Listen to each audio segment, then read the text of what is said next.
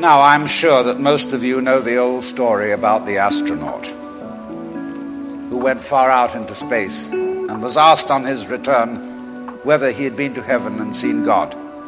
And he said yes. And so they said to him, well, what about God? And he said, she is black. And although this is a very well-known and well-worn story, it is very profound. Because, I tell you, I knew a monk who started out in life as pretty much of an agnostic or an atheist. And then he began to read Henri Bergson, the French philosopher who proclaimed the vital force, the élan vital, and so on. And the more he read into this kind of philosophy, the more he saw that these people were really talking about God. And I've read a great deal of theological reasoning about the existence of God, and they all start out on this line. If you are intelligent and reasonable,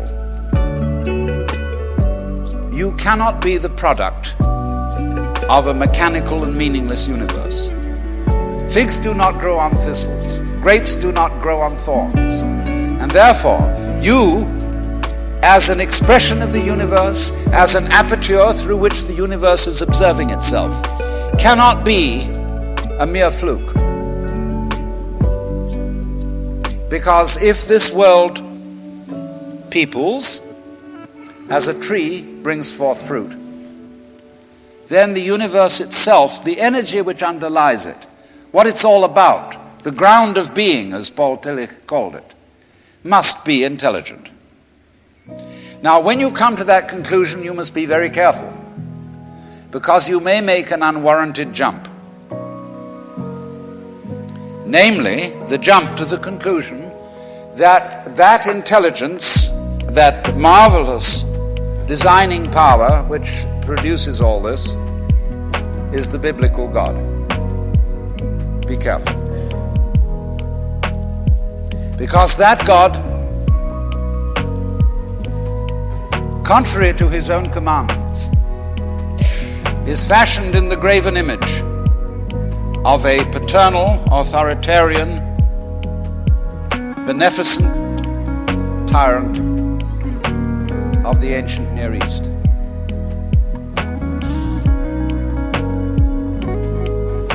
And it's very easy to fall into that trap, because it's all prepared, institutionalized in the Roman Catholic Church, in the synagogue, in the Protestant churches, all there ready for you to accept. And by the pressure of social consensus and so on, it is very natural to assume that when somebody uses the word God, it is that father figure which is intended. Because even Jesus used the analogy, the Father, for his experience of God. He had to. There was no other one available to him in his culture. But nowadays, we are in rebellion against the image of the authoritarian father. Especially this should happen in the United States, where it happens that we are a republic and not a monarchy. And if you, as a loyal citizen of this country, think that a republic is the best form of government, you can hardly believe that the universe is a monarchy.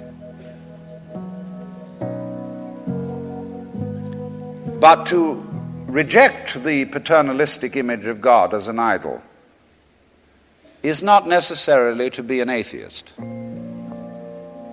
Although I have advocated something called atheism in the name of God. That is to say,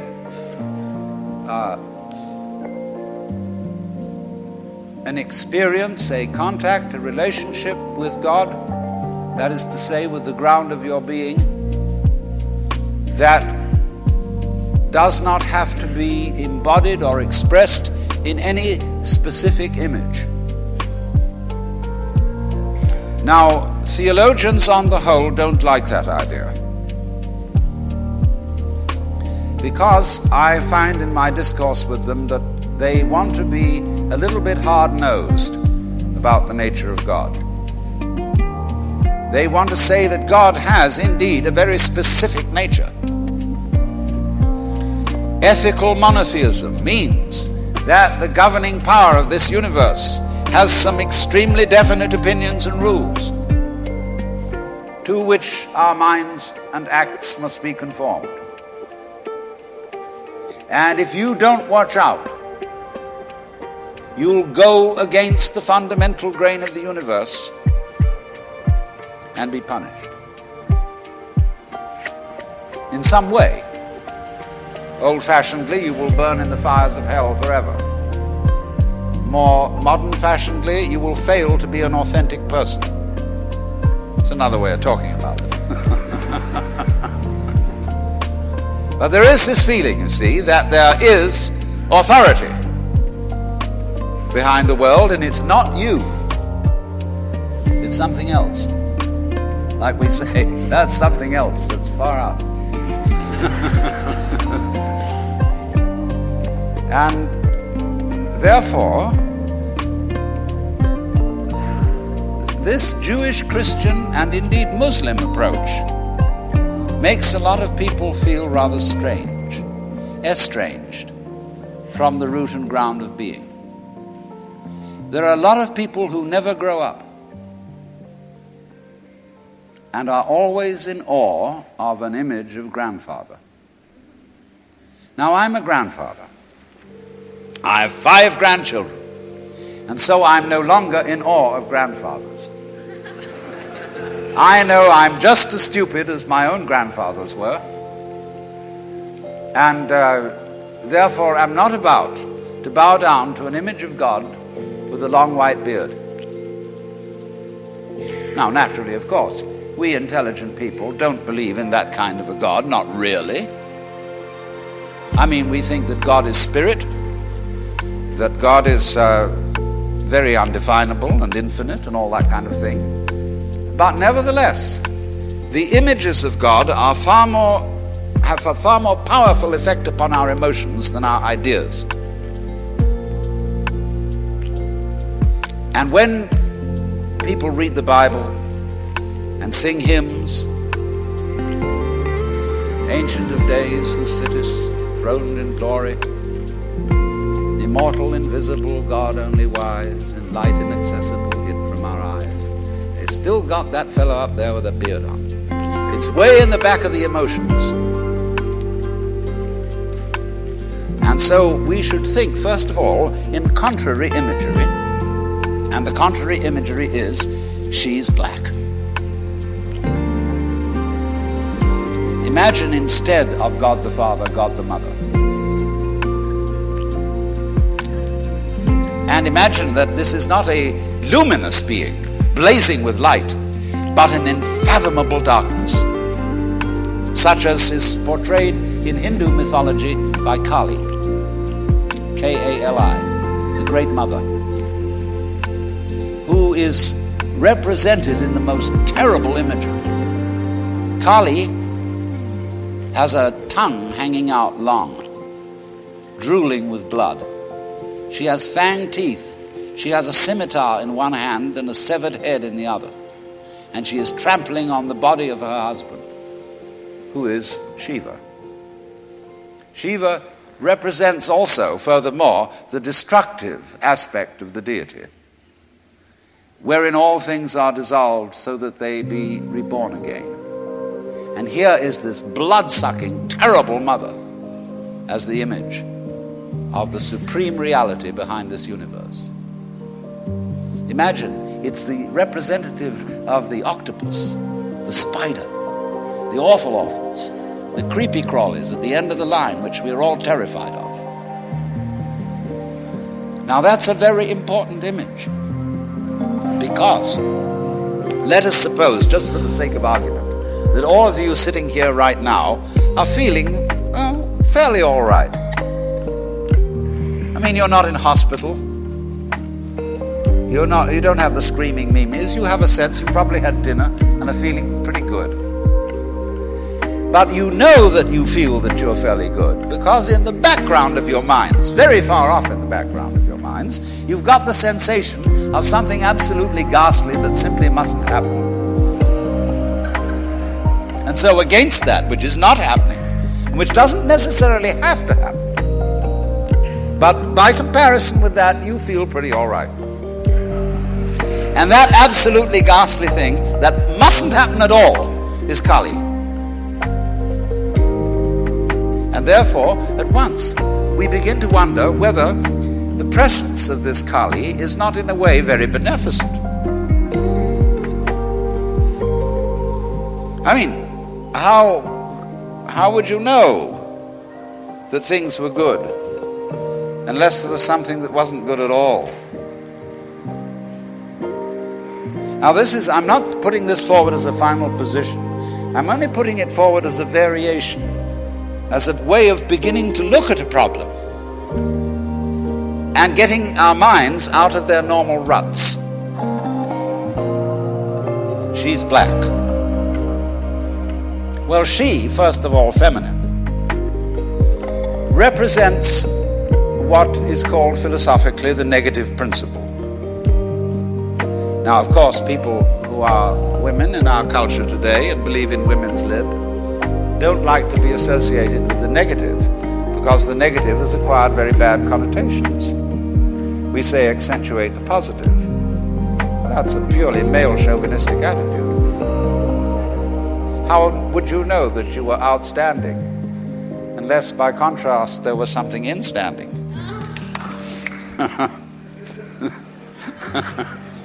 You cannot appreciate the convex without the concave.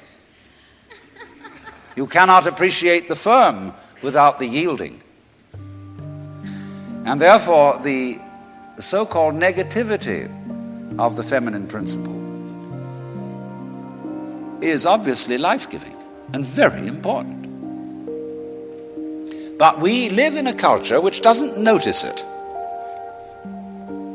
You see a painting, a drawing of a bird, and you don't notice the white paper underneath it. You see a printed book, and you think that what is important is the printing, and the page doesn't matter. And yet, if you reconsider the whole thing, how could there be visible printing without the page underlying it? What is called substance, that which stands underneath, underneath, stands. To be substantial is to be underlying, to be the support, to be the foundation of the world. And of course, this is the great function of the feminine, to be the substance. And therefore, the feminine is represented by space, which is, of course, black at night. But were it not for black and empty space, there would be no possibility whatsoever of seeing the stars. Stars shine out of space, and astronomers, very high-powered astronomers, are beginning to realize that stars are a function of space. Now that's difficult for our common sense, because we think that space is simply inert nothingness. But we don't realize that space is completely basic to everything. It's like your consciousness. Nobody can imagine what consciousness is.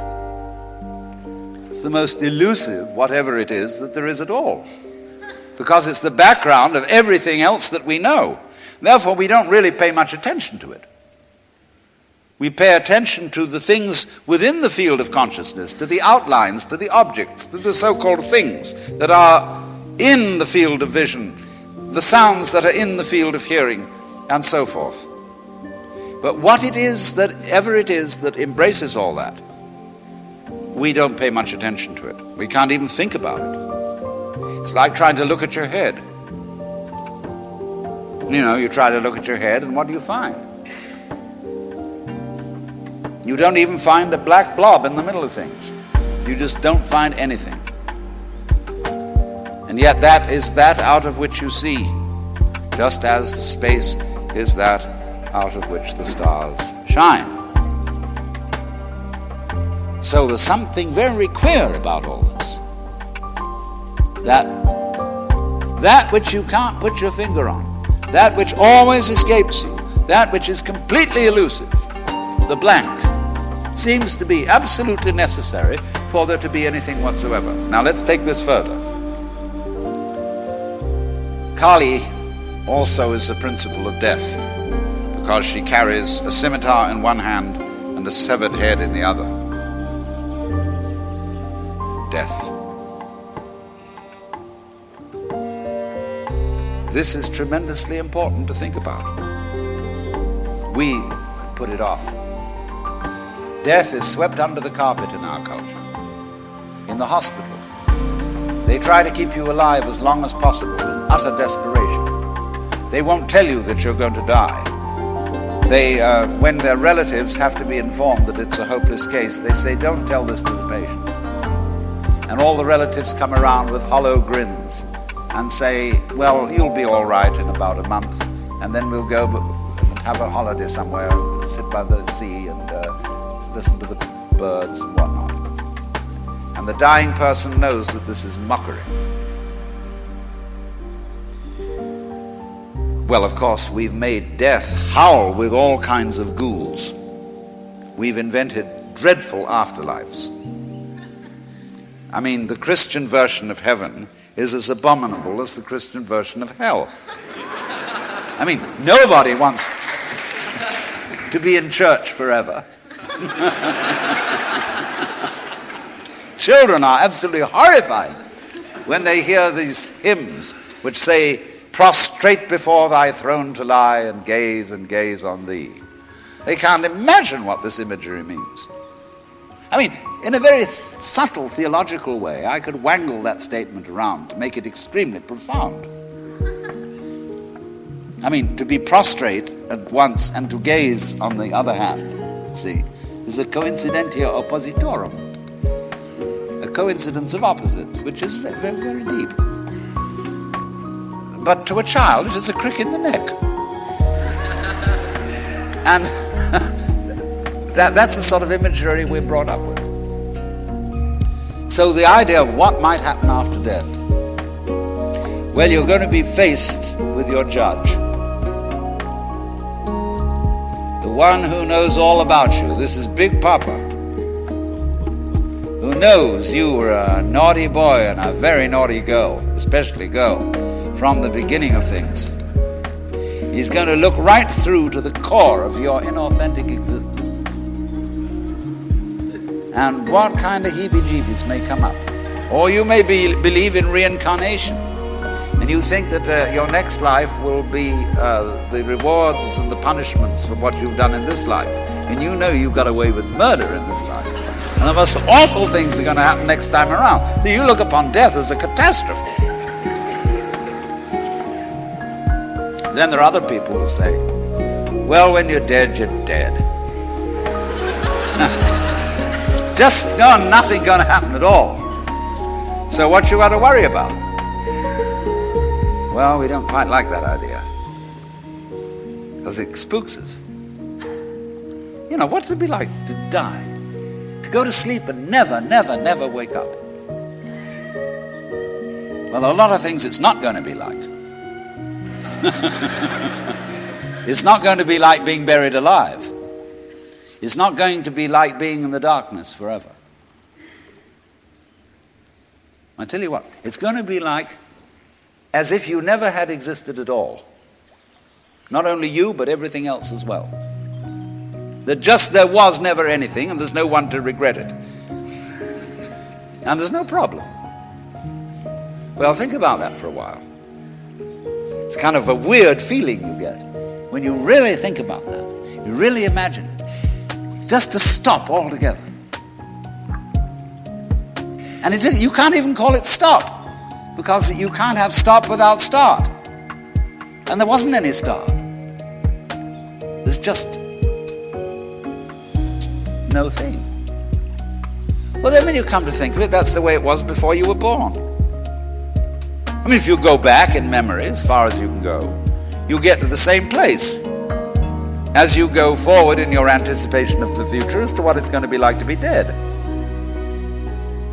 Then you get these funny ideas that this blankness is the necessary counterpart of what we call being. Now, we all think we're alive, don't we? I mean, we're really here? That there is something called existence? You know, the existentialists, Dasein, throneless, here we are. But how could you be experiencing that as a reality unless you had once been dead? What gives us any ghost of a notion that we're here, except by contrast with the fact that we once weren't? And later on won't be. But this thing is a cycle, like positive and negative poles in electricity. So this then is the value of the symbolism of she is black.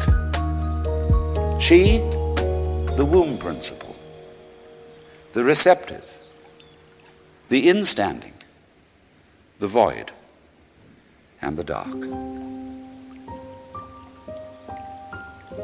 And so that is to come into the presence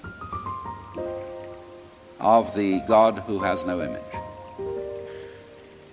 Behind the Father image, behind the Mother image, behind the image of light inaccessible, and behind the image of profound and abysmal darkness, there's something else which we can't conceive at all.